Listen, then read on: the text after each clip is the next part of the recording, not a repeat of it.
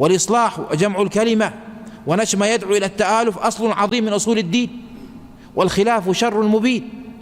فليس من صفات المؤمن السني إثارة الخلاف والضغائن وإيقاد نار الفتن والتحرش. السني جماع للكلمة، ملازم للجماعة، حريص على الألفة، ناشر للمحبة، بعيد عن الفتنة، يلتمس المعذرة ويحافظ على الأخوة،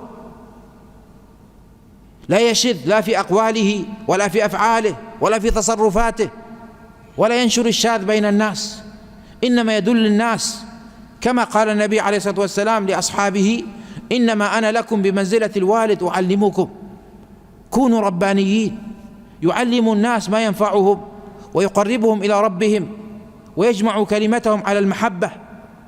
ونحن ولله الحمد تحت مظلة شرعية وجماعة راشدة خيرة، فنسأل الله عز وجل أن يديم علينا الخير فلنحافظ عليه، ونسأله سبحانه أن يعصمنا من الزلل وأن يقينا سوء العمل، فالخلاف شر.